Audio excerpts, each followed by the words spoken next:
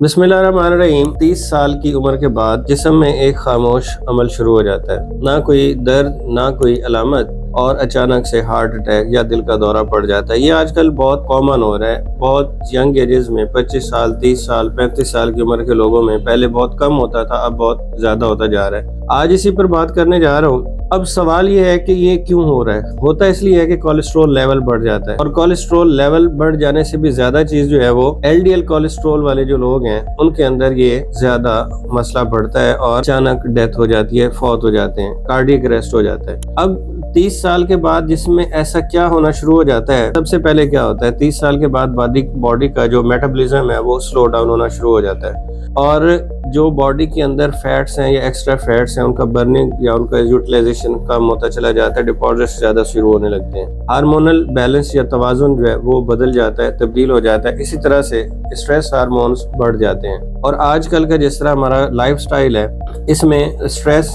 ज्यादा है, रेस्ट कम मिलता है, नींद कम होती है, और ऊपर से खाने जो है वो भी ज्यादा रिफाइंड प्रोसेस्ड फूड ज्यादा इस्तेमाल होते हैं। तो इससे क्या होता है, और जब ये सारी चीजें होती है तो इसी मरले पर एलडीएल कोलेस्ट्रॉल जो है वो खामोशी से बढ़ना शुरू हो जाता है। एलडीएल याद रखिए, लो डेंसिटी लाइपोप्रोटीन्स जो कोलेस्ट्रॉल है, ये वो कोलेस्ट्रॉल है जिसको हम बैड कोलेस्ट्रॉल भी कहते हैं। और जब ये खामोशी से बढ़ना शुरू होता है तो उससे लोग खुद को सेहतमंद समझ रहे होते हैं इसकी, क्योंकि कोई ऐसे अलामात शो नहीं हो रहे होते, लेकिन अंदर ही अंदर ये बुनियादी वजह या बुनियाद रख रहा होता है। कोलेस्ट्रॉल जिस तरह मैंने पहले बात की, दो तरह का होता है। एलडीएल लो डेंसिटी लाइपोप्रोटीन जिसको हम बैड कोलेस्ट्रॉल भी कहते हैं, और एचडीएल जो हाई डेंसिटी लाइपोप्रोटीन जो बेहतर या जिसको अच्छा या गुड फैट्स भी जिसको हम कहते हैं। एलडीएल क्या करता है, ये खून की नालियों के अंदर जमना शुरू हो जाता है और एक प्लैक बनाता है, एक लोथड़ा सा बना देता है, और नाली का जो रास्ता है, जो खून जहाँ से गुजर होता है, उसको सख्त भी कर देता है और तंग भी कर देता है। तो इससे क्या होता है कि ये सालों चलता रहता है, लंबे अरसे तक इसी तरह से चलता रहता है, और फिर एक दिन क्लॉट बनकर वही जो प्लाक बना था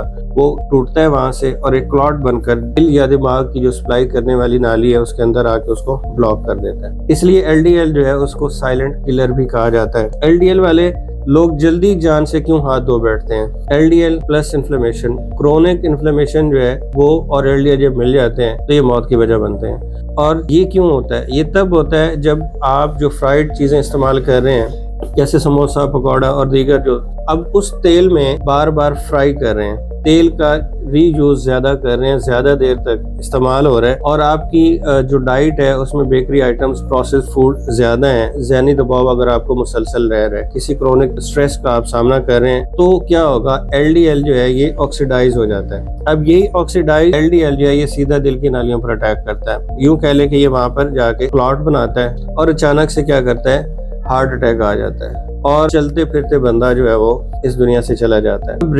जो बार बार तेल को गर्म किया जाता है तो उसमें क्या बनता क्या है, उसमें बनता है ट्रांस फैट्स, फ्री रेडिकल्स और टॉक्सिक एल्डिहाइड्स बनते हैं। ये एल्डिहाइड्स और ये जो फ्री रेडिकल्स हैं ये सब मिलकर एलडीएल को ऑक्सीडाइज कर देते हैं, और ये ऑक्सीडाइज एलडीएल जो है ये एचडीएल जो हमारा गुड फैट्स जिसको हम कहते हैं उसको भी कम कर देता है। उसकी मिकदार जब कम होती है, और ये वजह बनती है दिल की नालियों में सोजिश पैदा होने की। समोसे, पकौड़े, फ्रेंच फ्राइज और होटल का तला हुआ खाना दिल के मरीज को जो है उनके लिए ये एक सुस्त मौत है या सुस्त कातिल है, खामोश जहर है। बेकरी आइटम्स और याद रखिए ओवन में नहीं बनते, बल्कि ये कहाँ पे बनते हैं, हाइड्रोजनेटेड फैट्स के साथ। हाइड्रोजनेटेड फैट्स, रिफाइंड फ्लोर और उसके अंदर हिडन ट्रांस फैट्स, ये एलडीएल की जो प्रोडक्शन है उसको तेजी से बढ़ा देते हैं। पेट और दिल के गिर्द चर्बी जमा होती है जिसको हम विजरल फैट कहते हैं, और बगैर मोटा किए भी ये ज़ाहिरी तौर पर लग रहा होता है कि बंदा इतना ज्यादा ओबीस नहीं है या मोटा नहीं है, लेकिन ये दिल को बंद कर सकते हैं। और स्ट्रेस, ये भी आपका बहुत बड़ा दुश्मन है। मुसलसल स्ट्रेस या ज़हनी दबाव कॉर्टिसोल के इंक्रीज, ये कॉर्टिसोल एक हार्मोन है जिसको स्ट्रेस हार्मोन भी कहा जाता है, इसके इजाफे का बायस बनता है। ये क्या करता है, ब्लड प्रेशर को बढ़ा देता है, एलडीएल की प्रोडक्शन को बढ़ा देता है, और प्लैक, दिल की नालियां सिकुड़ने शुरू हो जाती हैं। जब दिल की नालियां सिकुड़ेगी तो जो प्लैक बना था एलडीएल का वो आसानी से फट जाता है, टूट जाता है। इसीलिए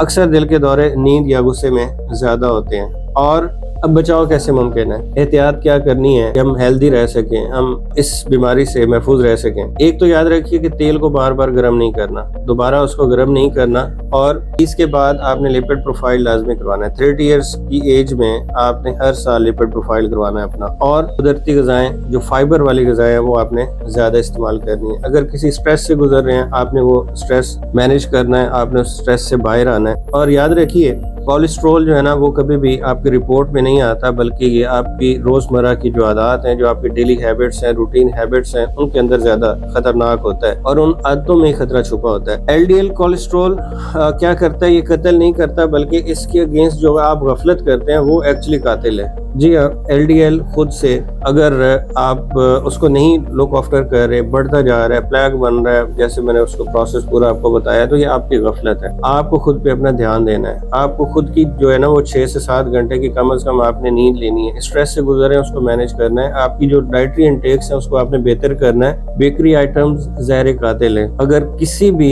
कार्डियक इश्यूज से आप गुजर रहे हैं तो बेकरी आइटम्स बिल्कुल तर्क कर दें, बंद कर दें।